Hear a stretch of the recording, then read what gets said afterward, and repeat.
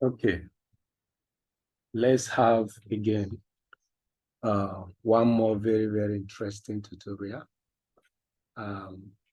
We all know about the robot called Quacky. Now, I don't have Quacky, but I want to use this particular car here to replicate what Quacky can do. Normally with Quacky, when you show it this car sign, it has the ability to keep going.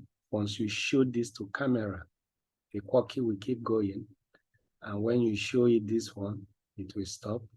And when you show it this one, it can turn right. And of course, this one left and this one U-turn. Now, those with the little robot called Quacky, they are very much able to make Quacky move the way they want just by showing this camera, by showing those signs to it. That is still part of fundamental of driverless cars. How are they able to navigate the road system if they cannot read road signs? So this is a kind of a simulation of a certain section of driverless car. Without wasting much time, let me explain. Normally, when I play this particular program now, the camera will automatically turn on, and I can show those cards in my phone. I've already taken snapshots of this card and placed them in my phone so that at a time I can go to the camera and the car will simply obey what is being said. So it has been tested many times and it works perfectly so fine. Now, there is a problem with making this thing behave like a Quacky. Quacky system is simplified that once you say run robot, it will keep going. Reverse, it will reverse. Turn left, it will turn left because of the tire system. Now, what is the problem with this? The problem with this particular one now, which is the reason why it's more technical, is that when this car is going like this, you are changing the X values positively. But when it is to go this other direction, you have to use program to change the X value negatively. That's the problem.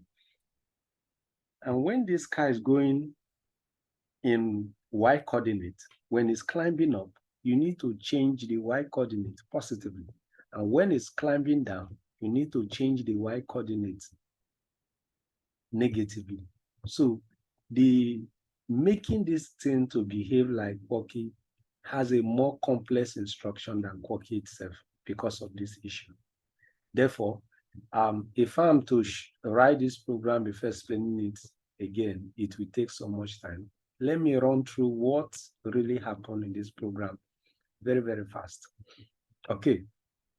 Now, I have a function here called gate direction. And what this gate direction does is that it knows the direction this car is going at any time. How is that possible? I created something called focus, and I moved 90 to focus. So before the car starts moving, I have already set focus to be 90. So if I play this program, this car will always face this direction. This direction here is 90. Facing up is 0 degree. Facing down is 180. Facing the other side like this is minus 90 or 270 degrees. So now I need to track the position, the direction, of this car at every point in time, so that if the direction is 90, let it change X positively. If the direction is 0, let it change Y positively. If the direction is 270, which is minus 90, let it change X negatively. If the direction is 180, let it change Y negatively.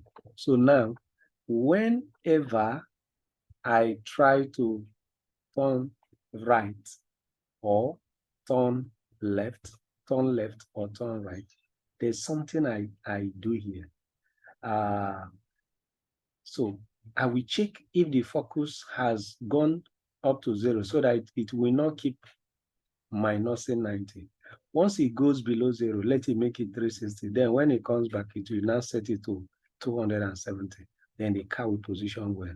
When this thing happens again, if the focus is 270, since it's not less than 0, this thing will minus another 90, it become 180. So with this instruction, I am able to change the value of the focus, at the same time, make the car to face where I want it to face, and keep the value for focus on focus, so that when this function is finally called, it knows where focus is and work directly with the focus.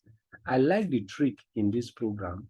Is interesting, is interesting, is interesting. It's so interesting.